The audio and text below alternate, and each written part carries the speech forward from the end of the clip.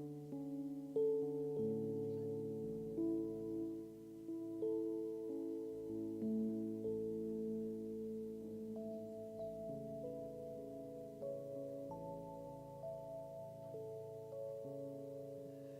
now we'll sing Surely the Presence.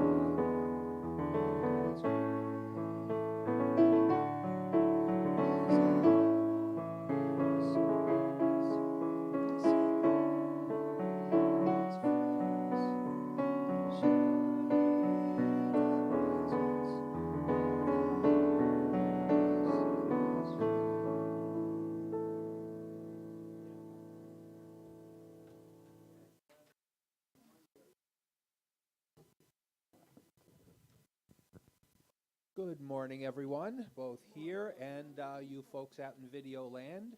And I'd love to welcome any new listeners or watchers that might be out there. If you have not already done so, please silence your cell phones. The daily word for today. Comforted. I am comforted by the divine presence within me. I am grateful for the people who have understood how to comfort me when I was feeling down. They listened when I needed to talk and blessed me with their kindness. Often, they didn't need to say a word or do anything more than sit with me for a while. Their understanding presence was what I really needed. Even if I am without the comforting presence of another, I can feel comfort in the divine presence within me.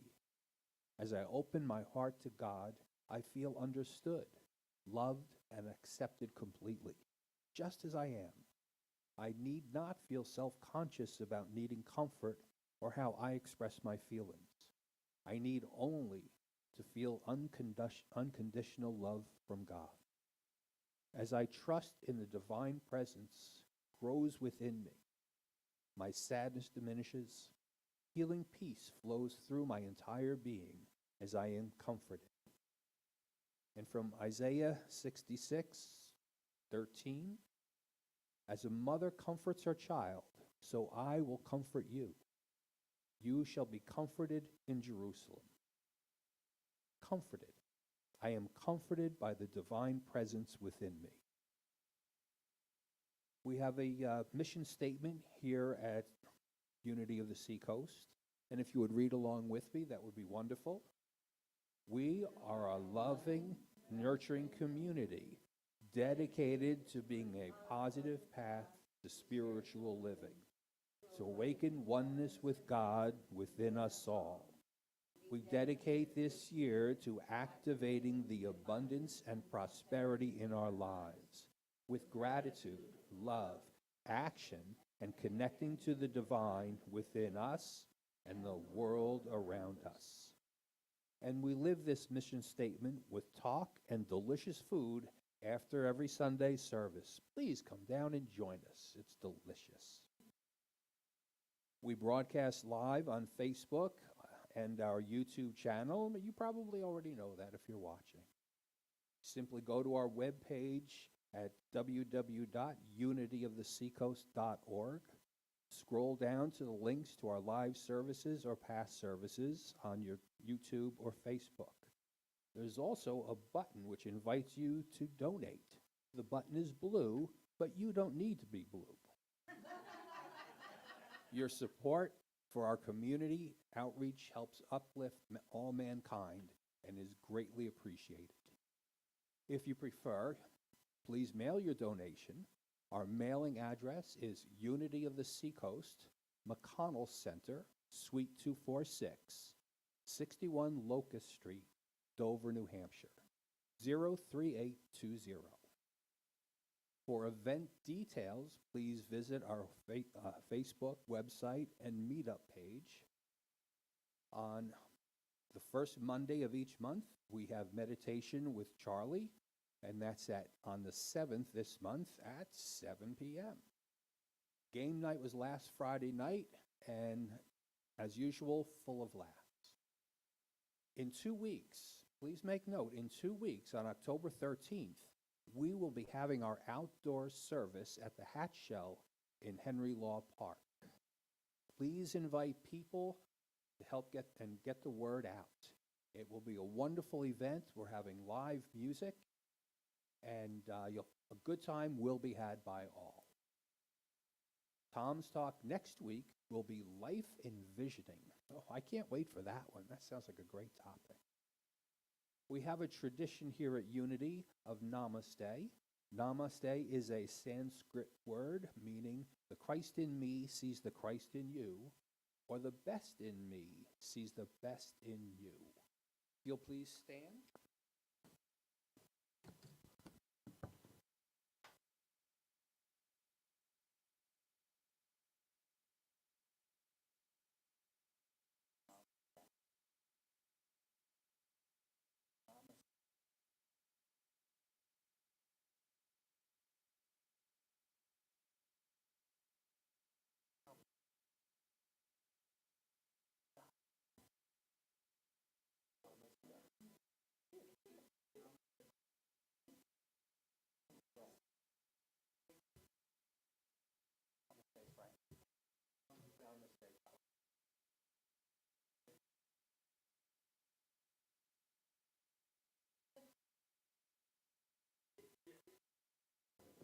Thank you, everyone. We will now have a song from our pianist, organist, and Rachel.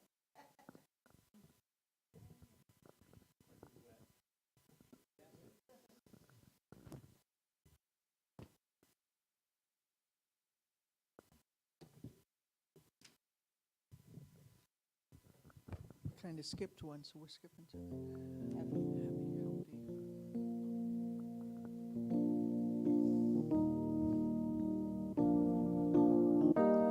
I'm happy, healthy, wealthy and wise. I'm happy, healthy, wealthy and wise. I know the light of love is shining in my eyes. I'm happy, healthy, wealthy and wise. I'm happy, healthy, wealthy and wise. I'm happy, healthy, wealthy and wise. I know the light of love is shining in my eyes. I'm happy, healthy, wealthy and wise. A little bird told me life is so sweet. I listened to her song. I know I am complete. I have all the keys to love, joy, and peace. The power is infinite. Love will increase. I'm happy, healthy, wealthy, and wise.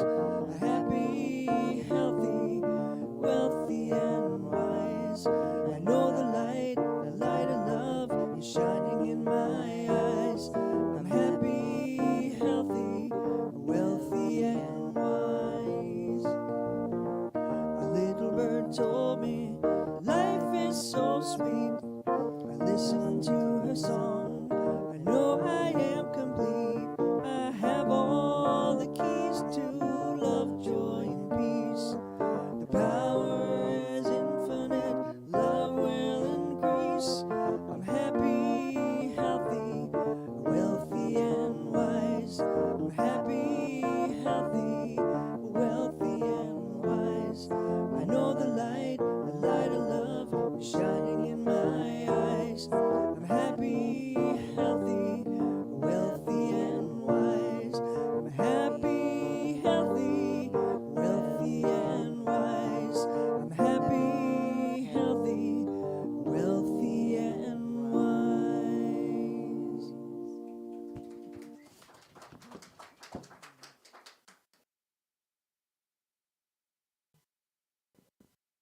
Thank you very much.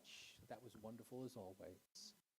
Now is the best part of our service today. I get to introduce our speaker, and he's very modest, doesn't like a whole lot of big introductions. So here we go. Here is our spiritual leader.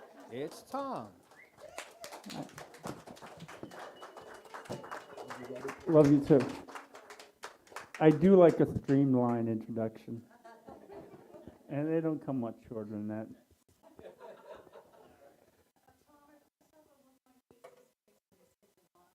Oh. I think I mentioned it on my shirt. That's why I took a photo, it's a great shirt. It was sarcasm. That's okay. But there was a time when we would introduce speakers, and it was like a 5-minute introduction. And, you know, the back there going, that's not me. That's not. So I like those little ones. So before I start, there's a couple things. Jamie is going to start teaching a class here on October 14th on food handling, food care. I looked at the book. I'm amazed at what he's teaching. So it's a good class if anyone wants to take it. And it's also, he's licensed to do this, so people going into the restaurant business, it's a class that most people have to take. So if you know anyone who could use that, let them know. And he's going to talk more about it at fellowship. But when I went through the book, I am stunned at the stuff he teaches. So it's worth it for anyone who even just wants to cook a little bit. Ernie, if you're watching or will watch, I know you're not watching now, we are so proud of you. Ernie's getting inducted into, I think it's Marshwood, the Hall of Fame where he taught. So very proud of that. So today's talk is called Let's Be Happy. And although it's about happiness, it's a talk I take very serious because I use all these practices, because there was a time in my life I didn't understand happiness and how to attain it. And it didn't make sense to me. I thought I was going to wind up, at best, learning how to live with depression. And my smart-ass daughter called me up one time, and she was very angry at me, and she had good reason. She goes, "Why can't you just learn to be happy?"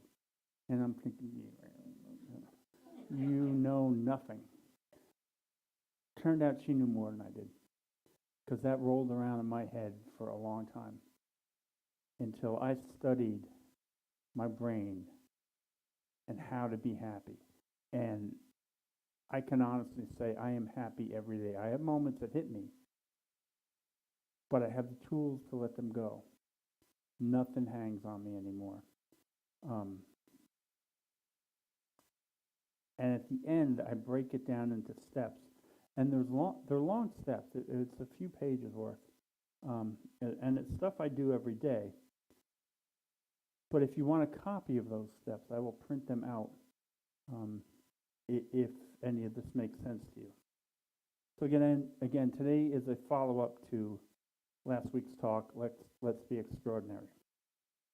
Now, for most people, happiness is work.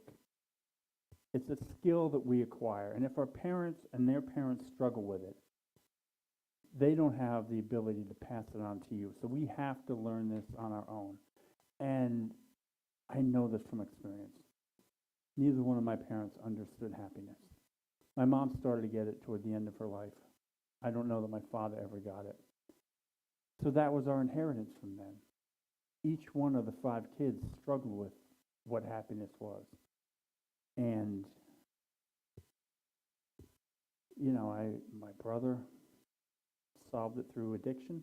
Didn't solve it, but that was his channel. My older sister solved it through, and I keep saying solve it, coped with it, or I don't know the right word. It's just not coming to me. But she was always in search of an illness. She loved to talk about being ill and what she couldn't do in life until she got an illness. And it just seemed fitting. And my younger sister was never happy. She would have moments, but she wound up taking her life. Um, so that's the inheritance, and those are the reasons again that I take this serious. And I want you guys to know that it takes work. There are those people who it appears butterflies and unicorns just always around them the whole time, but they work at it too. They have a different attitude. And hopefully they've been passed the right stuff from their parents. And hopefully we get to learn to pass this on to people that we come to. Inside, we all know the things that make us happy. But often we let other things get in the way. Thoughts about ourselves, other people's thoughts about us, perceived thoughts of others, the news, work, driving in traffic, technology breaking down, too much stuff on our plate to do, not enough time for ourselves. There are so many things that get in our way of being happy. Sometimes it's full-blown depression. Sometimes it's the expectations of others. Maybe medicine is needed. And I want to be clear on medication. We live in a time where they do have the right medicine for most people. They don't cloud your judgment like they used to. And they can be tapered off when needed. But you must get them from the right person. Don't get them from your primary care. They're not trained in studying mental health symptoms. They're not trained in the individual symptoms. Usually they give you what the representative says, this works. And this is not the right thing. Even twins with the same symptoms may need different medications. So get them from a psychiatrist. I remember I had gotten my medication from a primary care. And man, it messed me up. And it wasn't until I went and saw a psychiatrist, and he goes, yeah, you can't be on those, and you can't be on those together. And he gave me all the reasons. So he gave me a medication. And what it did is it slowed my brain down so I wasn't overthinking. And I needed that because I could not have studied my brain unless I slowed down. And eventually, because of all that, I was able to get off the medication. But if you need medication, get it from the right person, someone who is really trained in that. And then you have to do the work. And you're going to hear me mention this a lot. The fifth principle, it's not enough to know, you must do the work. So let's look at happy traits, the traits of happy people. They practice gratitude for all they have in life. Not only the big things, but the small things in life, for the meals they eat, for the tools they use, for the sunshine, for the ability that they have to give. Happy people have some sort of gratitude practice or a ritual that they do daily and throughout the day. Unless I'm running late in the morning, I do not put my feet on the floor or on the ground until I go through the things that I'm grateful for. I don't start the day until I'm on a positive footing. And this is so important because there's a lot of things that I could feel self-pity for, but that doesn't serve me. Gratitude serves me. And I never make the process predetermined. I always try to be in the moment. I'm always thankful for my kids and Casey and for each of you. But I'm also thankful for the time that we live in. I live in a time of dialysis. I live in a time that can save my life. I live in a time where I can order anything online. I live in a time of pre-recorded music. Think about that. In our not so distant past, they didn't have access to the music that we have or the shows. You had to hear it live, and if you want to hear it again, you're out of luck unless you went to the next show. I'm thankful for the roses in my garden or my houseplants. I'm thankful to have cooking skills. And I'm thankful for my ability and interest to evolve. I'm always finding something new and interesting. Since I was first able to drive, I love drinking coffee in my car really early in the morning. and playing something that I want to listen to. I used to love doing this on long trips. When I'm on a trip, I'm out the door by 4:30 just to have that moment. When I had my business, my trucking business, same thing, 4:30, I'm in the truck. Everyone's like, oh, how do you get up that early? Didn't bother me. I was drinking my coffee and I'm driving down the road listening to music. People ask me about Dallas. I said, is it okay to get up that early? And I said, yeah. I get to drink my coffee. I get to listen to whatever. Sometimes it's a book.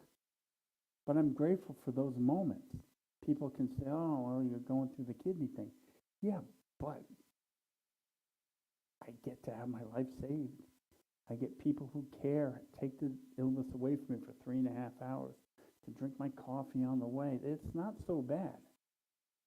Life is just amazing when you get to turn it around. Happy people learn to love themselves. And this is very hard. And this may have been the source of my depression when I was a kid.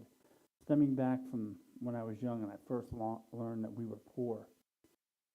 It also stemmed back from this feeling as if I didn't matter to others, including my parents and my family. So I thought, why should I matter to myself?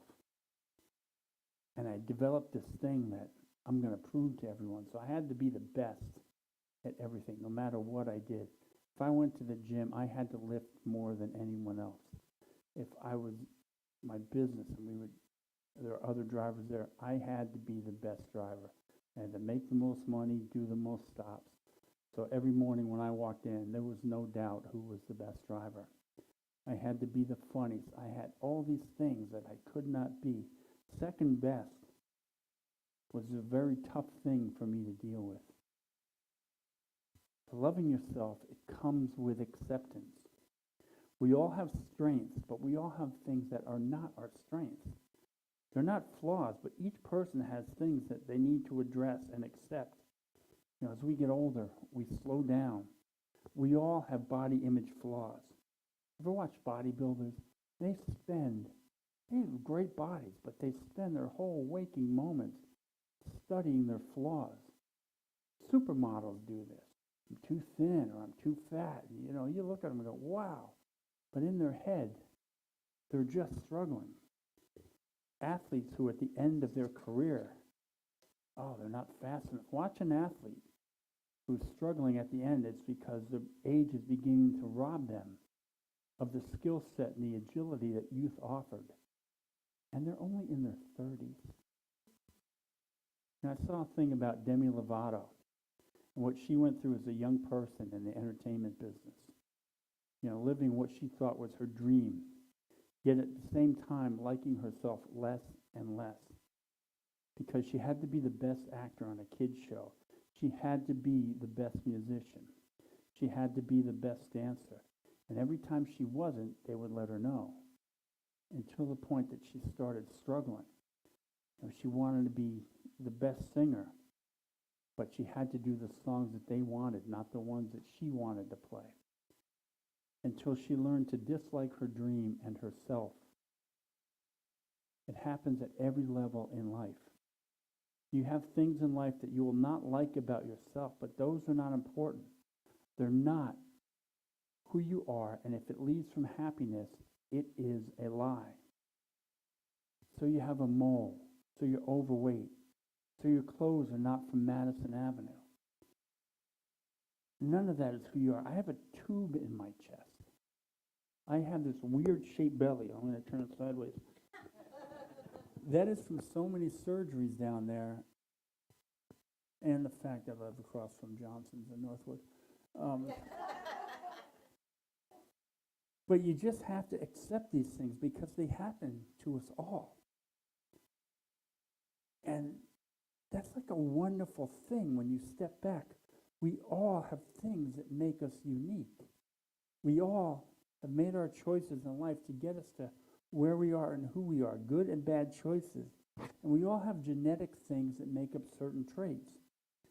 We are an individual expression of that which created us. And if you don't believe me, Ask a dog. A dog just loves you. You come home late, they love you more. You forget to feed them on time and then you feed them, they love you more. You don't shower or comb your hair, they love you more. You know, in their head, they're probably thinking, oh, you missed a shower? That's not a big deal. I licked my behind 4 times while you're tying your shoe.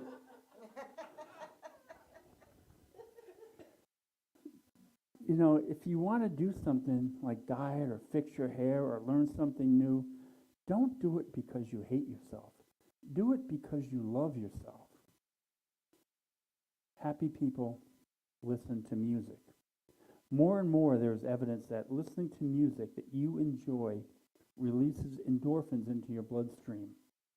It also releases anti-inflammatories as well. So imagine easing your pain while listening to music. And I think that's something that we all know on some level. When we were young, we listened to music a lot more than we did now.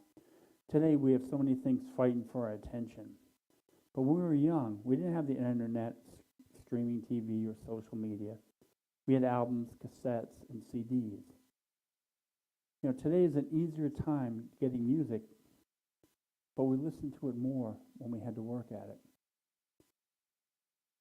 Happy people control what they input into their mind. They listen to or read a lot of what inspires them, things that give a positive message. I can tell you on my phone I have about 260 books, not to mention the ones that I actually hold and read. There are so many books that teach you tricks to be happy, rewiring your mind to handle life. I can give you many book titles. The happy people also include a selection of input of things that they enjoy, like fiction or comedy or history, or whatever brings you joy. I just listened to Cannery Row by John Steinbeck. I always have a novel going. Pick things that interest you and make you smile, and make a point of trying to incorporate those into your day. We live in a time where we feel it's important to watch the news, and a lot of it. And trust me, it's not. When the news affects your mood, shut it off. You don't need to hear others' opinions or spins. Each of you guys are smart enough to know what is true and useful. The rest is mind-altering stuff. There's no need to talk about it all the time. It also brings you down and those around you. Trust in your common sense, listen to it, and then let it go. If there's a need to take action, then do so. But don't live in the news. And why would you? There are so many other places to live to let your mind relax. Happy people make a plan for happiness. They seek out other things that interest them. I love looking online at classic cars. I love watching comedies. I love certain foods and cooking. I love just certain shows. I love playing my guitar. And then the next thing is something hope you guys take to heart. I always say, don't leave your life to randomness. And this includes happiness. So first, make a point to write down the things that trigger you. Do not try and solve them. Just write them down. Eventually, you will see patterns develop. You know, you may notice that you take things too personal, or it's traffic, or it's thinking about money, or anything. Again, don't try and solve them, just write them down. And then these things start to become a roadmap for you. And eventually, you'll learn to handle these moments because you see them coming. You prepare for them. And then eventually, you learn to avoid them. And then when a trigger happens, you notice that the feelings aren't welling up. They're not hitting you because you're prepared to deal with them. You know, you're still going to run into triggers now and then, but they're going to be less and less because you've avoided so many, and you know how to identify those moments, and you know that in reality, they just don't matter. Happy people are open to new experiences and new people. They know that this is part of personal growth. They seek things to try, and it could be anything from word games to hobbies to knowledge to skill sets. The world is full of so many things to try, and we have access at our fingertips, on our phones, on our computer, to learn any skill. Anything you want to learn, you can type in YouTube, and there's someone who's done it willing to teach you. Happy people take time to recharge. They enjoy their work, and they enjoy their downtime as well. They can sit and set a little bit of time to let life pass them by. And this is hard for many, because as soon as you sit down, you begin thinking of the things that need to be done. Oh, I need to get this work done, or a chore, or the dishes, or a shopping list, or cutting the lawn. There's so many things, but we need to take that time. These things, it's almost a false attention because it's robbing you of the moments that you need to yourself, allowed to recharge. Sometimes you need a nap, or a cup of coffee, or a sip of tea. Sometimes you need to have a conversation, or a moment holding hands. Maybe it's sitting and eating a strawberry or anything, enjoying lemonade. We all need time to just sit back and recharge and enjoy that part of life.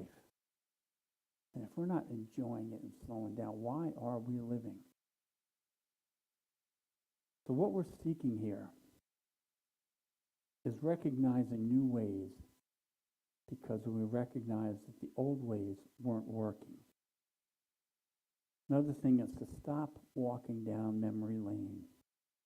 Your memories are tied to the old you. They are tied to familiar emotions, and you're building a new you with different outcomes than the ones that you're used to. So stop going to what you're used to. Your body will respond in familiar ways and attach those familiar emotions to the new situation. You're trying to learn a new way to respond. You know, I get caught up now and then in talking about my past, and I don't like it.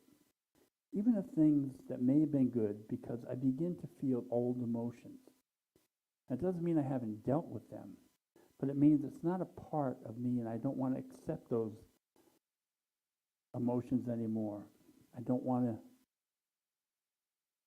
feel them. You know, if you have something that makes sense, use it for wisdom. Occasionally I go back to an enjoyable moment that has no other emotions attached to it, and I like those moments. But when I go back to so many other moments in my life, even if it was an okay moment, I feel certain emotions at the time. And what you do when you do this is you're inviting those past emotions into now. You're just saying, come along with me. And every time a situation happens, you tag that before you've even thought about it. And most of the time, it's the wrong emotion. Most of the time, we're making something personal, and it's not personal. You know, those feelings, I don't know how to say it. They're robbing you of an actual now moment. They're robbing you of being present. You know, when you can stop living in the past, you get to cut the legs off those emotions.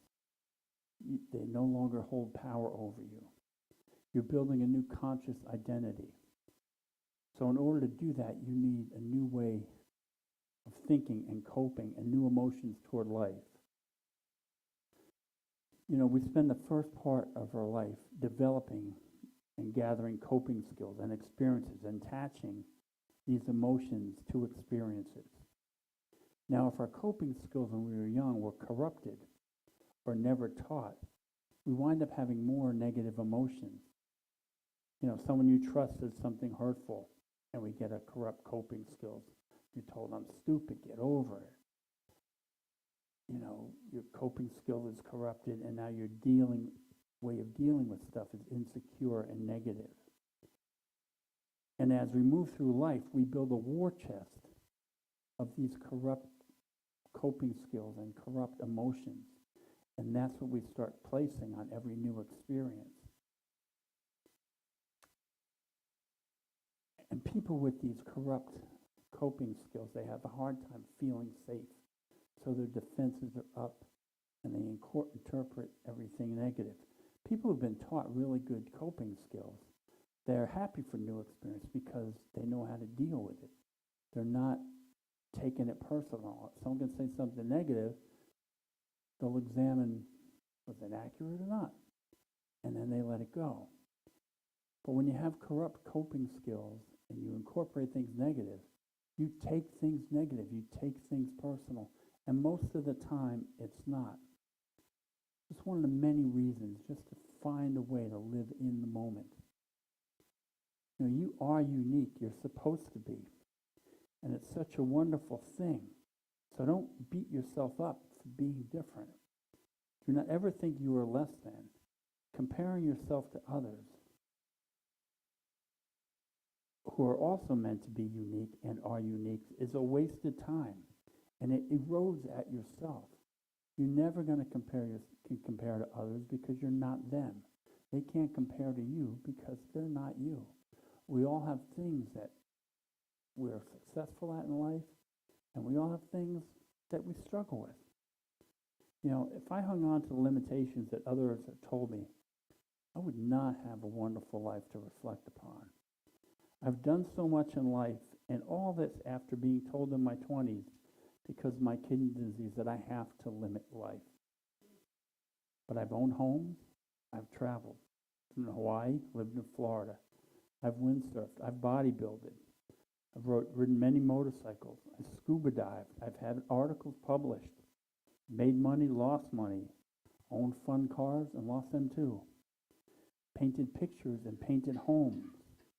Done all my classes. All that I get to do here. I've spoken at Unity Village. I've done stand-up comedy.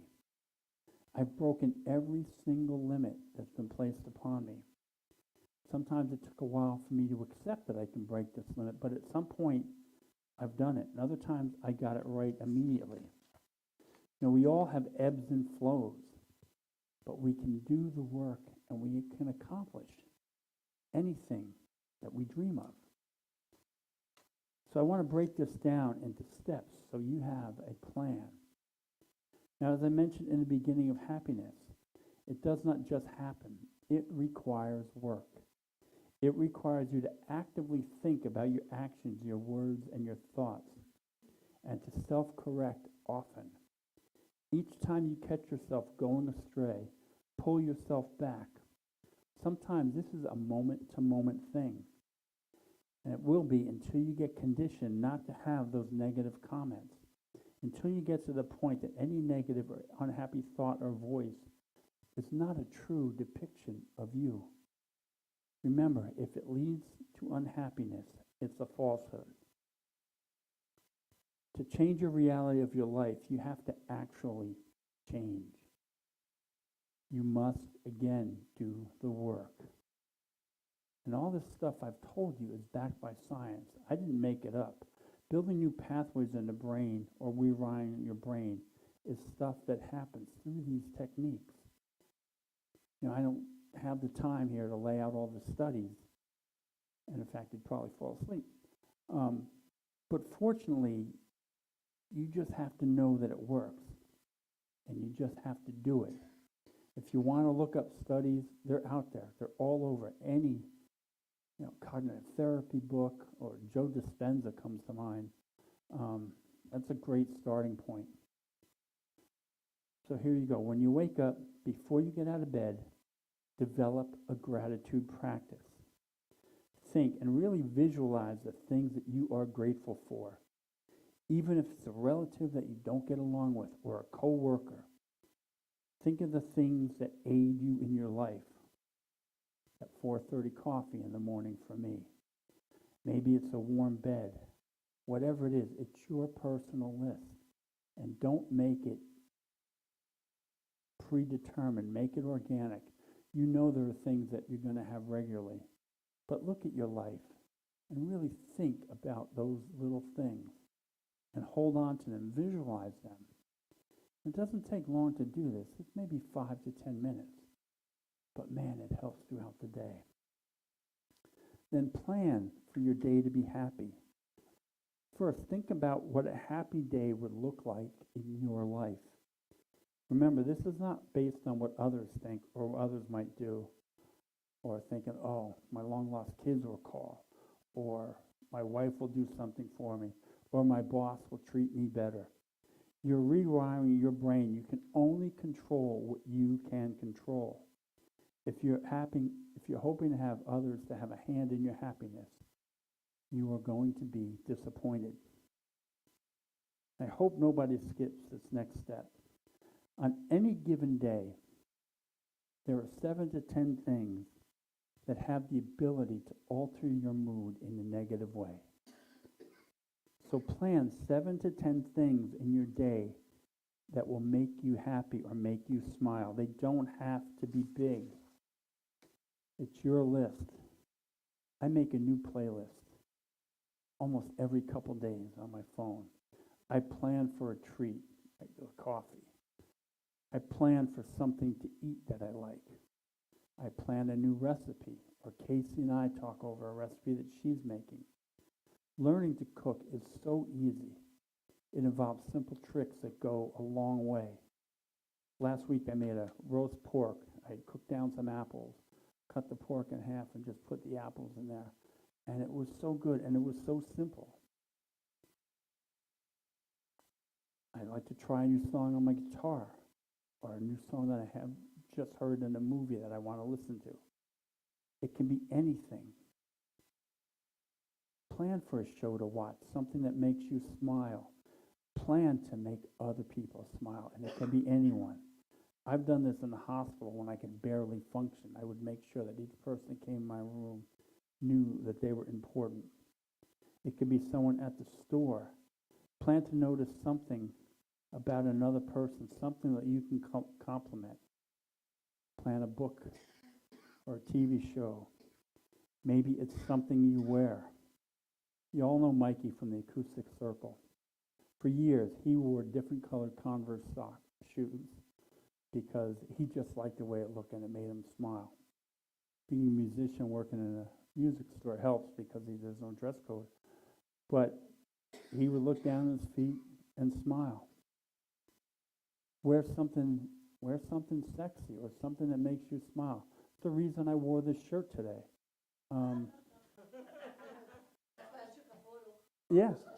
Yeah, modesty.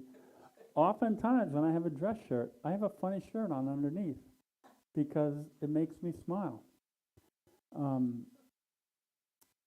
Wearing clothes makes you feel better about yourself. And it can be anything. And I look around here and I realize that you guys get it. You wear stuff that makes you smile. Just notice Bonnie and I have almost the same leather jacket. These things matter. And I go through a phase each year where I will wear a tie all the time. Frank, if you ever notice, Frank always has nice shoes. Every week I look down and see what he's wearing on his feet, and they're always great shoes. There's a nurse that's at the dialysis center, and I'm always looking down. The first thing you do is you have to stand up, get your blood pressure.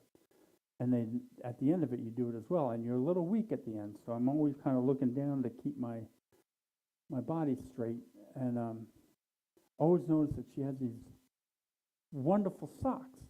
And I said, "Do you always have great socks?" And she goes, "Yeah, they're compression socks." And she goes, "But I found this brand that makes them look nice, so I can match my scrubs every time I get dressed." And then she stuck her foot out and, gave me a better view. And if someone can find joy in compression socks, surely you guys can find joy in your life. And when I do this, when I plan the 7 to 10 things, I know I'm never far away from a moment in my day that will make me smile. And maybe it's as simple as a piece of candy or a taste of ice cream. Maybe it's lemonade or grilling chicken. or trying to make the perfect omelet. Maybe it's looking forward to what I'm going to listen to in the car or on the way home. Sometimes we take roads that we don't often take. A couple weeks ago, we drove to Gilmington and we took 107 up, and we realized how beautiful that road is. And then a week later, we're on West Parish Road in Concord. And again, beautiful. There's roads like that all over. You don't have to take the same road home every week or every day. There's just things that will change your and alter your mood. So plan to add these things into your life every day as much as possible. Again, write your triggers down. Don't skip this step. Just write them down. You're not trying to solve them. They will solve themselves. You're just learning to identify them. So you'll begin to learn how to navigate around them and minimize them and avoid them altogether. Take time every day to sit with yourself. Become familiar with yourself and who you want to be. Get out of your past. Stop revisiting those false familiar emotions and attaching them to the now. When you keep revisiting your past, you may not realize it, but you're bringing back those emotions with you. Also, add time to watch something or learn something that makes you smile. Examine what inputs that you have happening in your life. Make positive changes. Drop a lot of the news and add happy things in its place. Stop talking about the news so much. News is going to happen no matter what. So don't let it get to the point that it alters your mood. Notice your conversations. If most of your conversations are complaining or judgmental, stop it. It's self-destructive and it's no fun for the listener. Nobody wants to hear about who took your spot in the office parking lot or how long it took you to get your lunch order or who said a negative thing. This stuff happens to us all. So why would we want to hear more of it? Set a little time to think of those that you need to forgive. Honestly, you may be carrying around real anger, but you have to let it go. I've always said forgiving is not about letting others off the hook. It can be, but it's about letting go of the weight that you carry. So we'll put it another way. When someone has harmed you, you begin carrying trauma over it. Some trauma is small and manageable, but really, if it gets to the point that you need to forgive them, it's a decent amount of trauma. And that trauma is working on you. And it gets into the makeup of who you are, and it will express itself. And it will come out in negative ways such as unhappiness, depression, illness, low self-esteem, low motivation toward life. Now, when you forgive, you're cutting the legs off that trauma. And it begins to lose power. It loses power of expression. And it begins to lose the grip that it holds on your health and your emotions. So get out of the past. Stop it. Stop it. Stop it. You've been there. You don't need to live there anymore. If it doesn't bring you happiness, why visit? Find ways to think about and care for others. Think about helping. Helping others changes them, but it really changes you. It actually rewires the brain toward happiness and healing. And take time to notice how unique each one of you are and how wonderful you are. And do this before you fall asleep. Let this be the last thing you think of, because it builds those neural paths when you sleep and allows your mind to rewire. Your mind builds neural paths while you're resting, while you're sleeping. And it does it primarily on what you're most focused upon before you go to sleep. So do this. Rewire your mind to be the best you that you can be. You know, one of our greatest inheritances from God, from that which created us, is to be happy. So take the steps to do so. This is the only life we got. Thank you. I'll step aside for the meditation.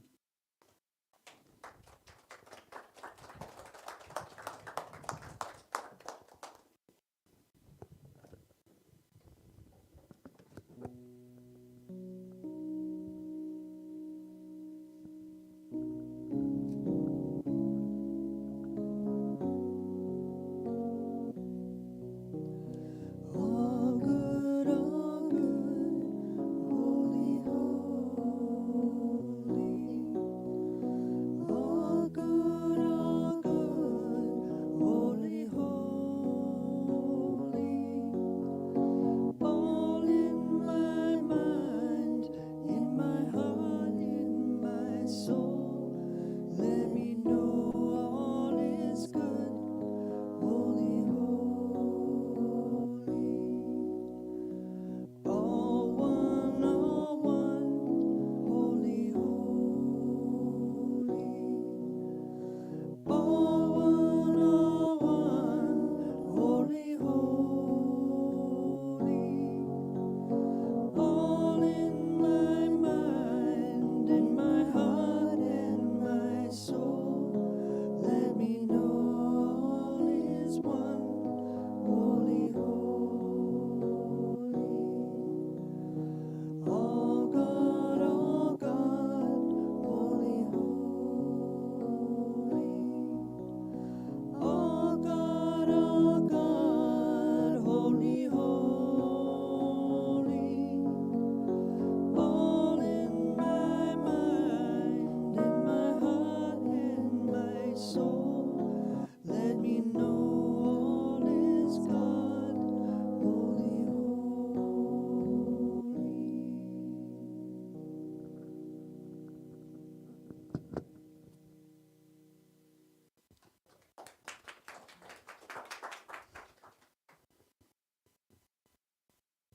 One of my favorite things is when Rachel's singing, is when she looks up and smiles. Thank you for that. Before I start the meditation and the prayers of the people, this is Sharon's last week with us. She goes back to Florida for the winter. So, Sharon, we're going to miss you. And stay in touch over the winter. Oh, thank you. Prayers of the people. I got a message from another Unity minister out in Kansas City. Her mother was put in a hospice, and she's about to succumb to cancer. She is in her 90s, so she lived a good life.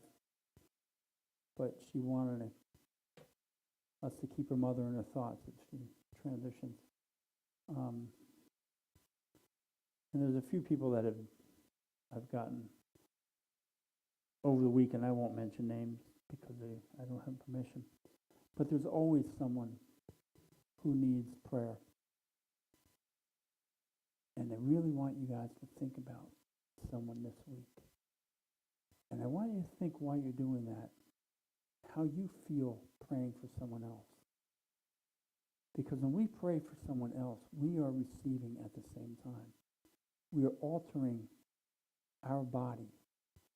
And again, this is not just me saying stuff. This is backed.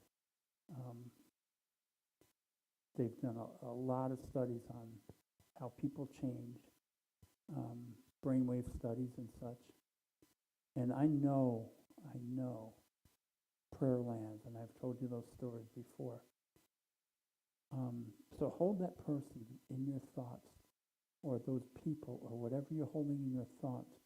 So pay close attention to how you feel praying. I'm going to ask you to sit quiet for a second.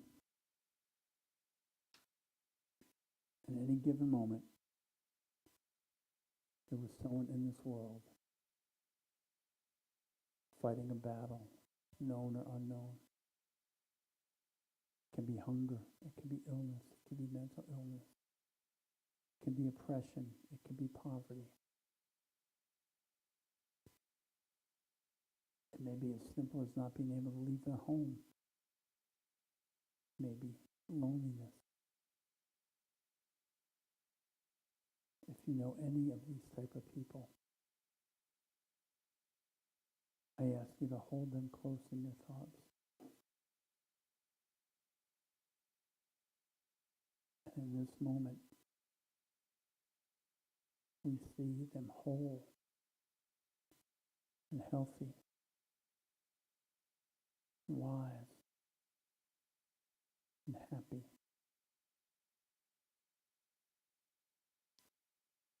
We see them as their best self. And the best of us flows to them.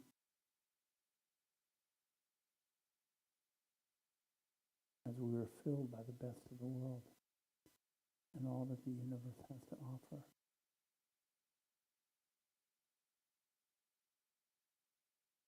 We send them our light and love because we know we have an unlimited supply. We are recharged as soon as we start emitting the light and love. So again, we see them all whole and happy and healthy. And we affirm that it is so. And so it is. Amen.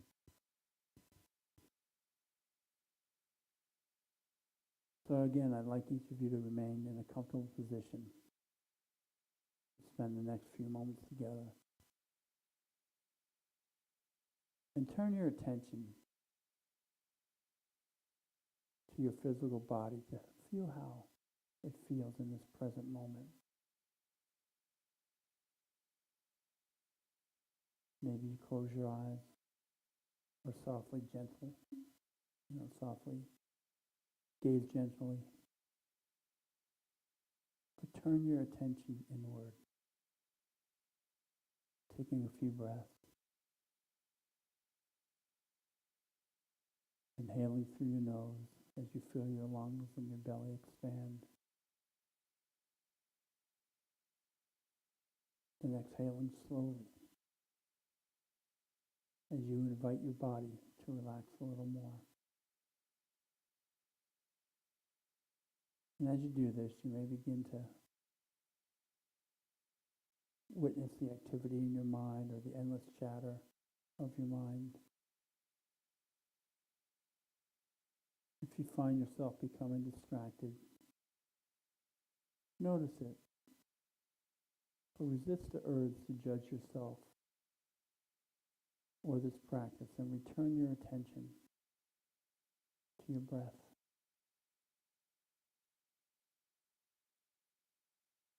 In these next few moments, begin to create a sense of wholeness or enoughness in this present moment.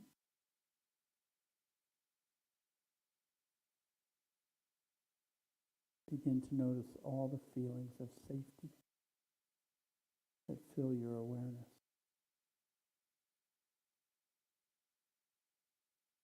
Notice the lungs and the air that fills your lungs.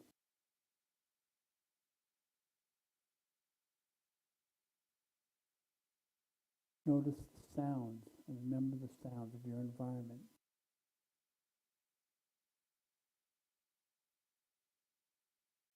Notice the thoughts of joy that fill your mind now and then.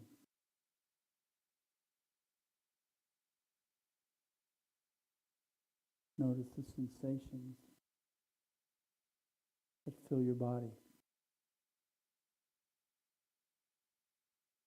Resist any urge to judge yourself.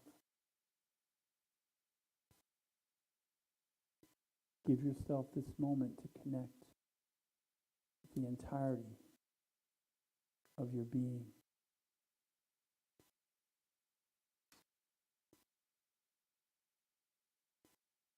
Connect with your inherent wholeness.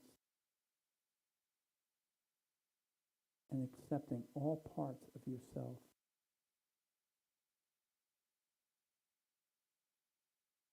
And accepting the happy moments of the life that you experience.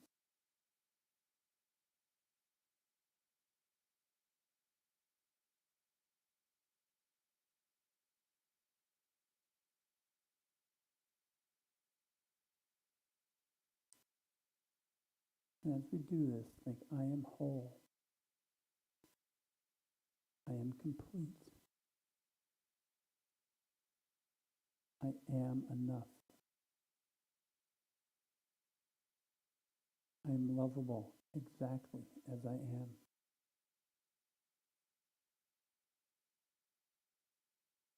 I am part of the whole.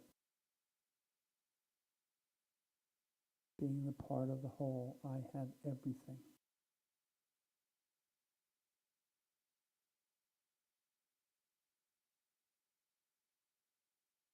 I am the best me, recharged in every new moment.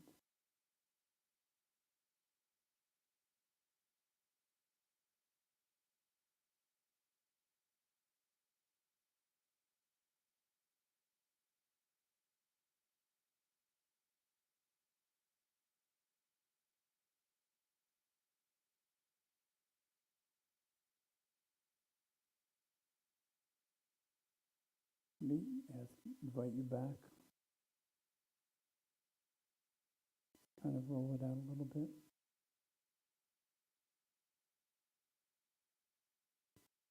I'm going to ask Ed to do the collection so we can do the prayer of tithes and offerings.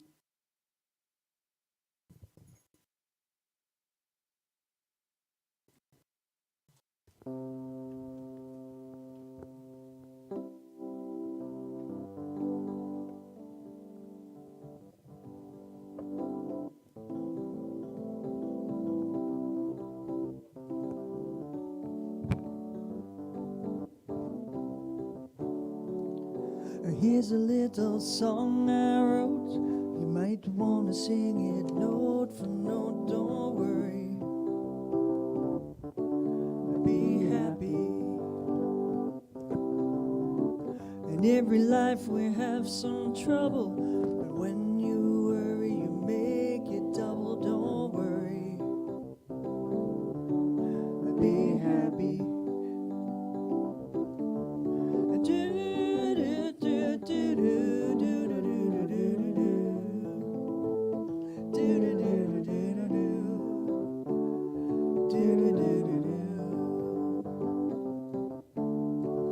Ain't got no place to lay your head. Somebody came and took your bed. Don't worry. Be happy. The landlord said your rent is late. He may have to litigate. Don't worry. Be happy.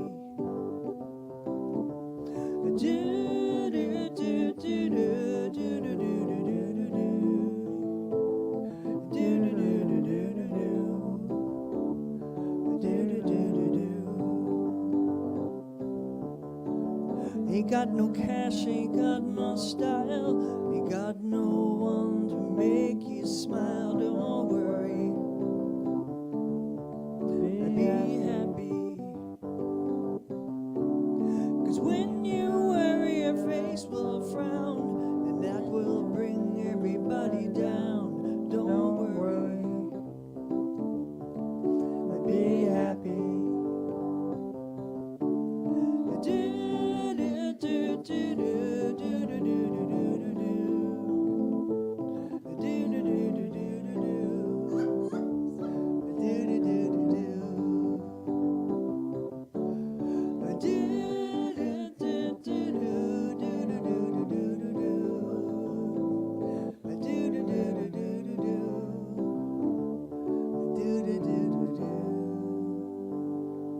Wow. Thanks, Barbara. Join us for the prayer of tithes and offerings.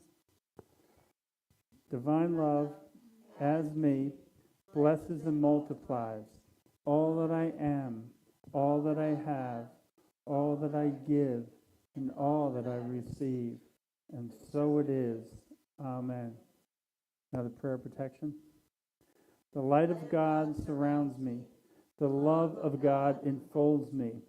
The power of God protects me. The presence of God watches over me. Wherever I am, God is, and all is well. And we are richly blessed. Thank you. Join us for our closing song.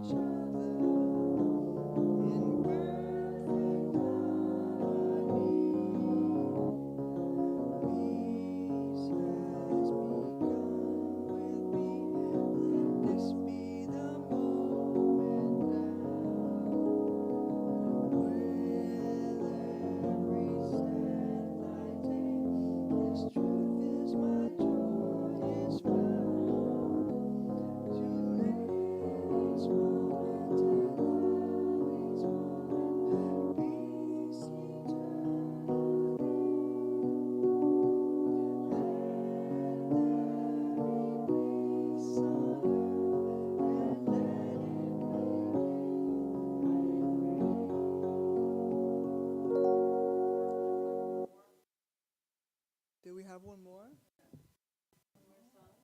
Well, I actually did it for the opportunity because we skipped the beginning when it was Don't Worry, Be Happy. Oh, I forgot about that one. Let me look it up real quick. You want to? So I can look it up real quick. I totally forgot. I'm sorry.